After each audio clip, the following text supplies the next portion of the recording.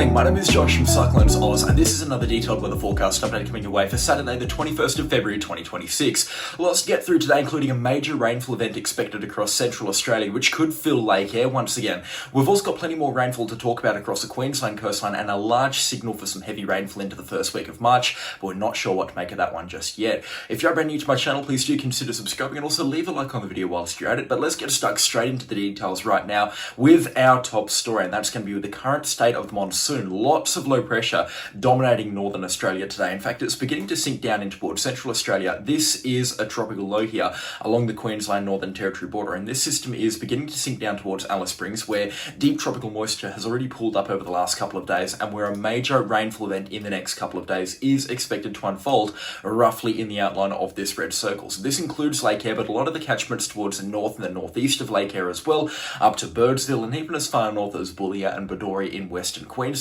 and Alice Springs in the Northern Territory. We've got lots of rainfall as well developing offshore from northern Queensland, or far northern Queensland I should say, and the monsoon trough is looking pretty, or the surface trough, not a monsoon trough rather, is looking pretty primed to get itself going and to begin producing some showers and thunderstorms once again tonight into tomorrow morning.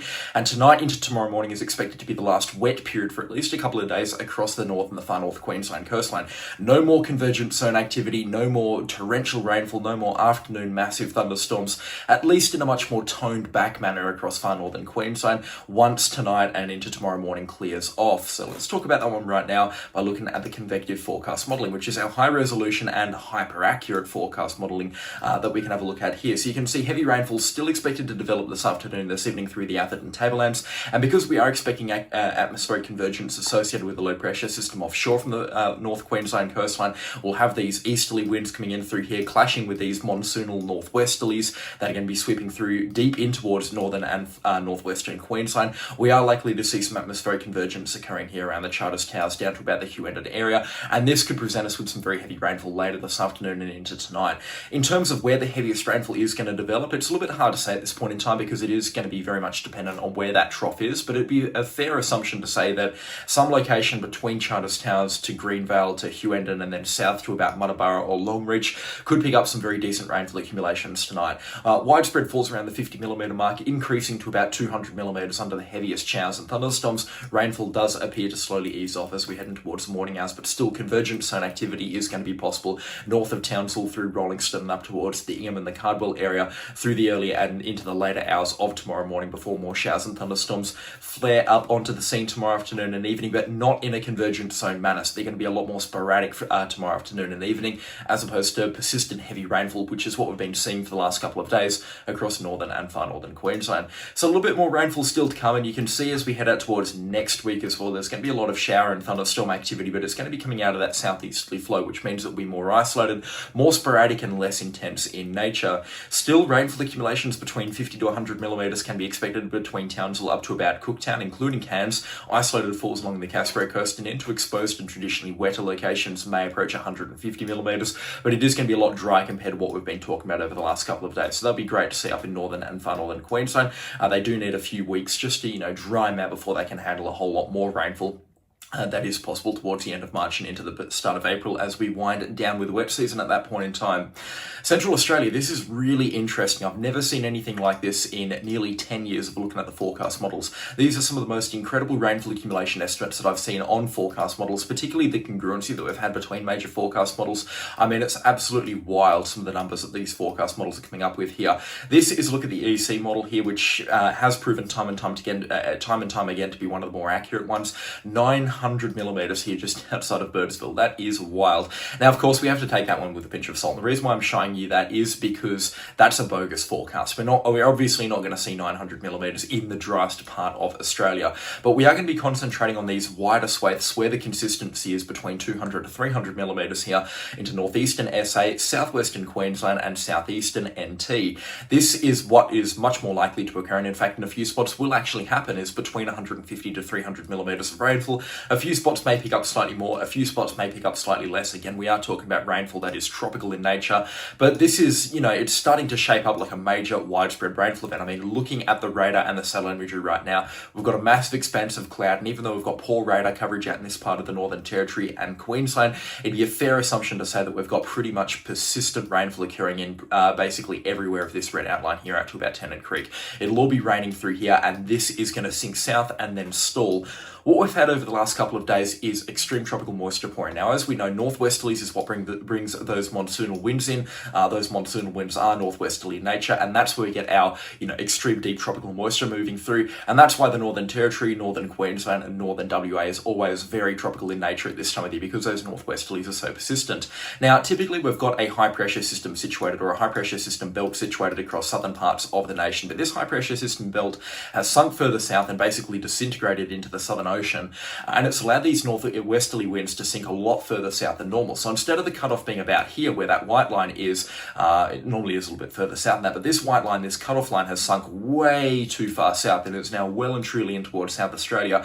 Anyone in the northern parts of South Australia, even northern New South Wales, parts of Queensland, out towards the west of Queensland and through eastern WA, will be able to testify to it. It is extremely humid and extremely sticky right now, and the atmosphere is holding an extreme amount of moisture, and that's very evident on our humidity forecast. You can have a look at our humidity values through here and towards Western Queensland and parts of South Australia as well. Keep in mind, these are the dry spots in Australia, and we have humidity values right now at around 70, 80, in a few spots 90% without rainfall, might I add. So it's extremely humid. A lot of moisture through the atmosphere is pulling into this part of Australia, and that's going to translate to some very heavy rainfall. This is a classic slow burner weather event here. This is going to take a lot of time to unfold. We're going to be talking about this for probably about a week, potentially 10 days, and it's just going to be moderate rainfall through that entire time period. Yes, there'll be some heavier falls under the right thunderstorms, but for the most part, we're expecting light to moderate rainfall to be extremely persistent in these areas. When you've got 30, 40, 50 millimeters a day falling for a week straight, that's where you get up to those 300, 350, 400 millimeter rainfall accumulations, and that's going to be what we're talking about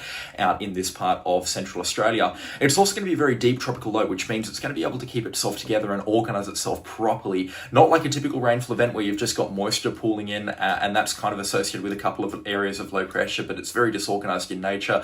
This should have a central MSLP of about 993 to about 995 millibars once it is out into Central Australia. I mean, looking at it right now, very, very pronounced low pressure system, very, very deep, particularly through Monday and Tuesday. This is way deeper than what we are typically used to seeing through this part of Central Australia, so this is definitely going to be quite a significant system in that regard there, and a lot of rainfall naturally expected with a tropical low of this caliber, of this organisation. So this can be very interesting to see, that's for sure. In terms of the forecast, I know I've waffled on for enough time now about why this event is happening, but let's just get some numbers out on the table right now. It is safe to assume at least 50 millimeters will fall in an area roughly following this black outline here. That includes Lake Eyre, and the good thing for a Lake Eyre fill is that the majority of the Lake Eyre catchment is towards the north and the east of these lines here and towards parts of southwestern Queensland, where the rainfall is going to be falling. So this bodes very well for Lake Eyre. There is likely to be some isolated heavier rainfall accumulations between 200 to 300 millimeters towards the northeast of Lake Eyre. This could potentially include Bedore, Birdsville, Inaminka, Moomba, and then a couple of cattle stations in the far northeastern corner of SA and southwestern Queensland. Again, we will need to keep an eye on this situation here. In terms of the route for this rainfall event, whilst multiple forecast models are hinting at about 300 or 400 millimeters, here being the more widespread and more widely accepted number, there are some numbers going up to about 800 millimeters, depending on which forecast model you trust here. I would just like to say that because this rainfall, and we're heading into unprecedented territory here with a few of these numbers, it does make it hard to believe that we're going to see 500 or 600 millimeters. But looking at the atmosphere and looking at the setup here, it's not actually out of the question, which is just unfathomable to me. I tend to steer away from using precedents as a mode for making forecasts, but in this case here, precedents, the fact that we've never seen rainfall like this in this part of Central Australia, it does make it very hard to believe. We're just going to have to wait and see what rainfall does eventuate here, but definitely some big numbers can be expected. Isolated 300 millimeter plus accumulations not off the cards, and as a result, massive flooding is expected. Southwestern Queensland, basically anywhere towards the south of, or the southwest of this line here, through much of this box basically, make sure you are aware of this rainfall, move stock to higher ground, make sure you're ready for some of the most significant flooding seen in recent years. Same with Lake Eyre as well, make sure you are ready for flooding out there. Roads will be closed, likely for a prolonged period of time, so plan ahead and plan accordingly. Make sure you get everything that you need to do this weekend done. This is a very significant rainfall event, and it has the potential to produce some of the most significant flooding that this part of Australia has seen. I don't use hyperboles often in these forecast updates. When I say most significant on record or record-breaking or near record-breaking, please pay attention. This is a very significant rainfall event unfolding in front of us here through Central Australia. So very important that you do take it very seriously. Now, I'm seeing a bit of a signal for rainfall here along the Capricornia coast and into southeastern Queensland. It's definitely not as strong as a signal that we had the weekend before, but there could be some decent rainfall accumulations out of this. We need to keep an eye on this situation, that's for sure. And the first week of March may produce us with some half-decent rainfall accumulations through the Capricornia coast, potentially even into the Fraser and the southeast coasts as well, but definitely a forecast we're going to be taking with a pinch of salt. Let's wind it back and start off at the very beginning. A couple of showers and thunderstorms today towards the northeast of New South Wales. Some of these storms could be severe, but we're not expecting anything too crazy.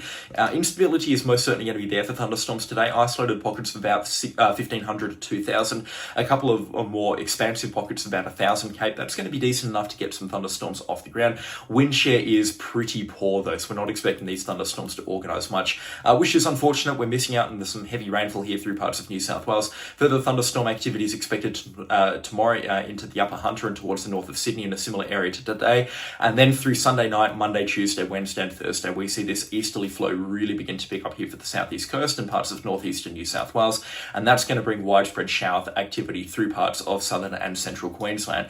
We're not expecting anything crazy in the way of rainfall accumulations. This is going to be some more annoying shower stuff as opposed to some more much needed rainfall. So make sure the drain pipes are plugged in, make sure you're ready to capture some of this water and tip the rain gauge out every now and then, but we're not expecting more than about 20 or 30 millimetres on any given day. And accumulations shouldn't amount to anything higher than about 50 or 60 millimetres here, given a week of rainfall that is expected to come through next week. Just patchy shower activity, not very typical of the Sunshine State, that's for sure. Rainfall does appear to get heavier though towards the end of February and then into the first week of March. It's going to be interesting, but we do have a bit of a signal out here for a tropical low that may skirt around in towards New Caledonia. That's been on the forecast for the last couple of runs. But we also have, and more interestingly, a strong signal for a strengthening monsoon trough out here into the central parts of the Coral Sea through the first week of March.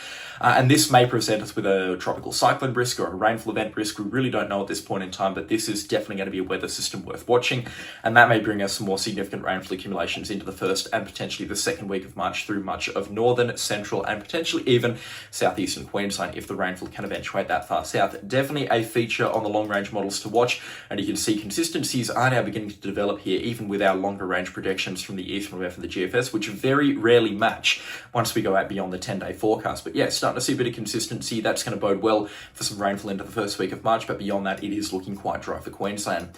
And just to wrap this forecast update up, I know again I've kept it very tropical, very wet in nature, so I do apologise. Well, I'm not really sorry for it because I love talking about the tropics, but we do have the potential for another tropical low pressure system offshore from the West Australian coastline. Nothing happening out there. You can see radio silence minus some good convection south of Timor in the Timor Sea here, just adjacent to the Indonesian coastline. But we may see a tropical low pressure system emerge off the WA Kimberley or Pilbara coastline and then track out into the Indian Ocean throughout the course of the final days of February and into the first couple of days of March. Let's have a look at that one right now. Going to be interesting to see what happens here. So the EC model is not really calling for anything significant to kick off, but we are seeing enhanced moisture and that could result in a development of a tropical low pressure system. The GFS is still the one that's calling for a fully fledged tropical low, but this is not going to be a tropical cyclone Mitchell. This is going to be some weak low pressure system emerging offshore from WA, likely to bring a couple of falls here and there to the Kimberley region. The Fitzroy River currently under flood, so this will be a system worth watching for those interested in the Kimberley.